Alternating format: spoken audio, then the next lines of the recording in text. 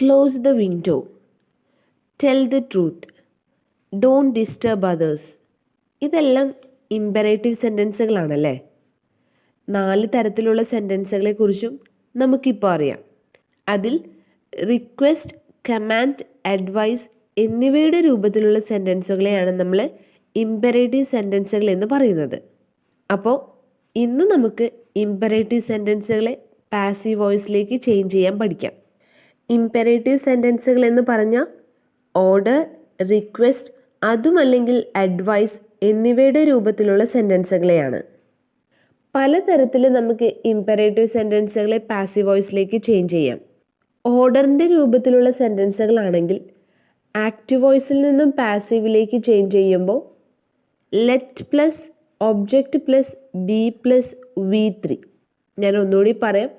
ഓർഡറിൻ്റെ രൂപത്തിലുള്ള സെൻറ്റൻസുകളാണെങ്കിൽ ആക്റ്റീവ് വോയിസിൽ നിന്നും പാസീവിലേക്ക് ചേഞ്ച് ചെയ്യുമ്പോൾ let plus object plus be plus V3. Examples നോക്കാം. Shut the door. ആദ്യം ലെറ്റ് എഴുതാം അല്ലേ, പിന്നെ ഒബ്ജക്റ്റ്, ഇവിടെ ദ ഡോർ, ഇനി ബി പ്ലസ് V3. V3 എന്താണെന്ന് ഇനി പറയേണ്ട കാര്യമില്ല അല്ലേ. Let the door be shut. Shut the door എന്നത് പാസീവിലേക്ക് ചേഞ്ച് ചെയ്യുമ്പോൾ let the door be shut.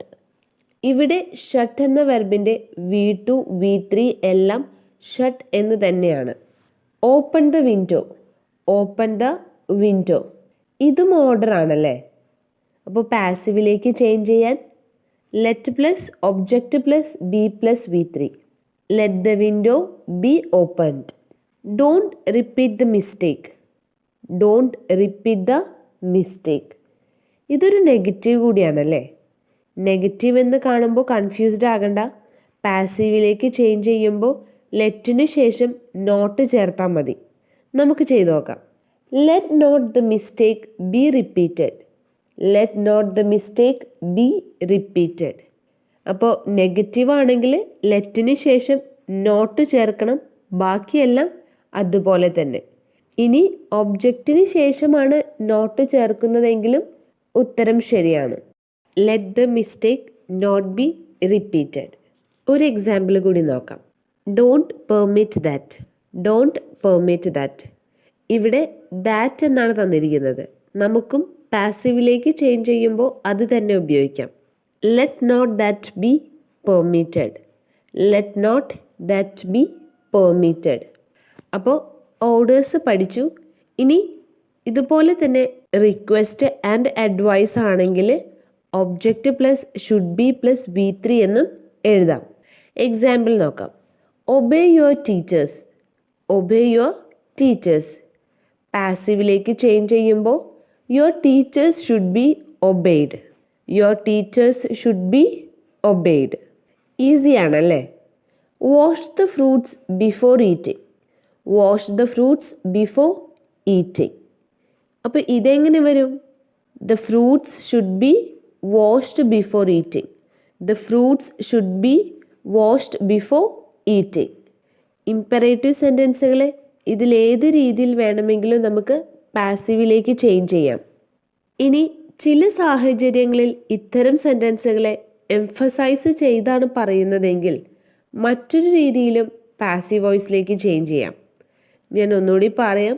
ചില സാഹചര്യങ്ങളിൽ ഇത്തരം സെൻറ്റൻസുകളെ എംഫസൈസ് ചെയ്താണ് പറയുന്നതെങ്കിൽ മറ്റൊരു രീതിയിലും പാസീവ് വോയിസിലേക്ക് ചേഞ്ച് ചെയ്യാം. You are advised, you are requested, you are ordered, you are asked plus 2 plus V1 plus object. ഞാൻ ഒന്നുകൂടി പറയാം. You are advised, you are requested, you are ordered, you are asked plus 2 plus V1 plus object. സെൻറ്റൻസിൻ്റെ tone ഏതാണോ അതിനനുസരിച്ച് advised എന്നോ requested എന്നോ ordered എന്നൊക്കെ എഴുതാം കേട്ടോ. എക്സാമ്പിൾ നോക്കാം. Speak the truth. Speak the truth. ഈ സെൻറ്റൻസിനെ ഞാനൊരു അഡ്വൈസിൻ്റെ രൂപത്തിലാണ് പറയുന്നത്. അപ്പോൾ പാസീവിലേക്ക് ചേഞ്ച് ചെയ്യുമ്പോൾ you are advised to speak the truth. You are advised to speak the truth. ആദ്യം അഡ്വൈസ് ആയതുകൊണ്ട് യു ആർ അഡ്വൈസ്ഡ് എന്ന് എഴുതി. അതിനുശേഷം ടു, പിന്നെ V1. ഇവിടെയാണ് കൂടുതൽ ശ്രദ്ധിക്കേണ്ടത്. കാരണം ഇതുവരെ നമ്മൾ പറഞ്ഞ എല്ലാ സ്ഥലങ്ങളിലും നമ്മൾ V3 എന്നാണ് പറഞ്ഞിരുന്നത്, വെർബിൻ്റെ മൂന്നാമത്തെ രൂപം.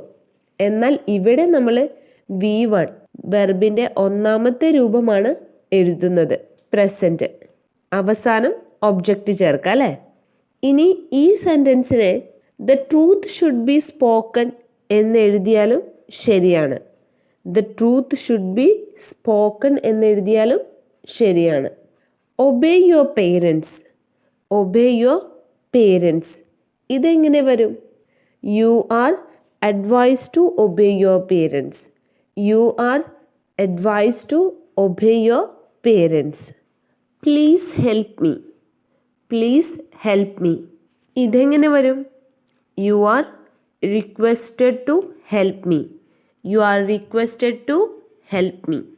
അപ്പോൾ ഇന്ന് നമ്മൾ വീഡിയോയിൽ ഡിസ്കസ് ചെയ്തത് ഇംപെറേറ്റീവ് സെൻറ്റൻസുകളെ പാസീവ് വോയിസിലേക്ക് ചേഞ്ച് ചെയ്യാനാണ്. 2-3 രീതിയിൽ ചേഞ്ച് ചെയ്യാമെന്ന് പറഞ്ഞു. സിറ്റുവേഷൻ അനുസരിച്ച് ഏതാണോ ചേരുന്നത് അതുപോലെ പാസീവിലേക്ക് ചേഞ്ച് ചെയ്യാം. പറഞ്ഞ കാര്യങ്ങൾ ക്ലിയർ ആയെന്ന് വിചാരിക്കുന്നു. Thank you.